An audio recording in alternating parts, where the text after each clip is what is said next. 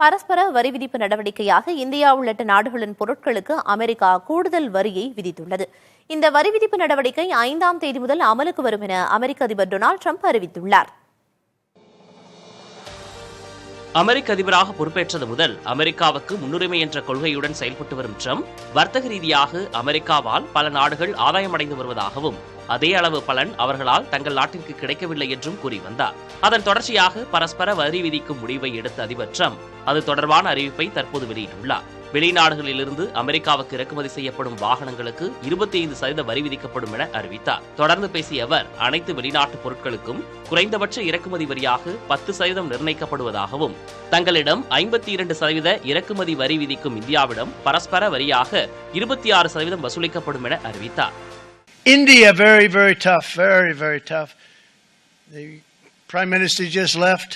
He's a great friend of mine, but I said, you're a friend of mine, but you're not treating us right. They charge us 52%. You have to understand, we charge them almost nothing for years and years and decades. And இதேபோல் அமெரிக்காவிடமிருந்து 67% இறக்குமதி வரி விதிக்கும் சீனாவுக்கு 34% பரஸ்பர வரி விதிக்க முடிவு செய்துள்ளதாக அறிவித்துள்ளார்.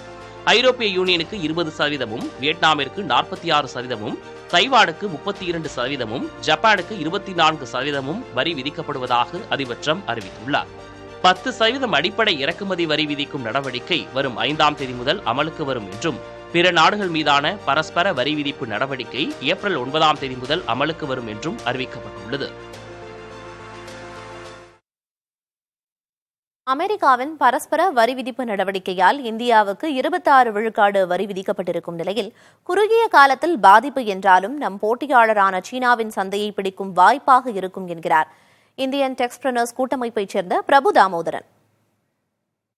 ஜவுளித்துறையை பொறுத்தவரை ஜென்ரலாக நம்ம கம்பேரிட்டிவ் டேர்ம்ஸ், ரிலேட்டிவ் டேர்ம்ஸில் மற்ற நம்மளுடைய போட்டி நாடுகளுக்கும் நமக்கும் உள்ளான டேரிஃப் வித்தியாசத்தை நம்ம பார்க்கலாம். முதல்ல இப்போ உதாரணமாக ஒரு காட்டன் அப்பேரல் ஒரு ஜென்ரலாக நம்ம எக்ஸ்போர்ட்ஸ் பண்ணுற ஒரு விஷயத்தை எடுத்துட்டிங்கன்னா நம்ம போட்டி நாடுகளான பங்களாதேஷ், வியட்நாம், பாகிஸ்தான், இந்தியா எல்லாத்துக்குமே ஒரே மாதிரியான tariff majority of the cotton அப்பேரலில் இருந்தது. இது வரைக்கும் டியூட்டி டிஃப்ரென்சியேஷன் அமெரிக்க சந்தையில் இந்த நாடுகளுக்கு கிடையாது. இப்போ என்ன ஆயிருக்கு அப்படின்னா வரி விதிப்பில் ஒரு டிஃப்ரென்சியேஷன் கொண்டு வந்திருக்கிறாங்க.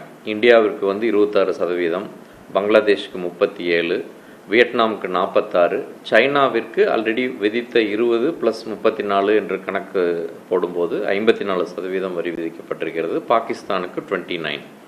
அப்போது இந்த ரிலேட்டிவ் டேர்ம்ஸில் நம்முடைய வரி விதிப்பு குறைவாக இருக்கிறது. ஸோ இது இன்றைய நிலைமை. இன்னும் ஒரு மாதம் கழித்து என்ன ஆகும் அப்படிங்கிறது தெரியாது. ஏன்னா இன்றைக்கி எல்லா நாடுகளும் நெகோஷியேட் பண்ணுவாங்க. அவர்களும் நெகோசியேஷன் டேபிளுக்கு எல்லாத்தையும் கொண்டு வரணுங்கிறது அவங்களுடைய இன்டென்ஷன். அதனால் இது ஸ்டாட்டிக்காக இப்படி தான் இருக்கும் அப்படின்னு கணிக்க முடியாது. இன்றைய நிலைமைக்கு நம்ம கம்பேரிட்டிவ் டேர்ம்ஸில் நமக்கு வரிகள் குறைவாக விதிக்கப்பட்டிருப்பதனால் நம்மளுடைய ஏற்றுமதி அதிகரிக்க வாய்ப்பு இருக்கிறது.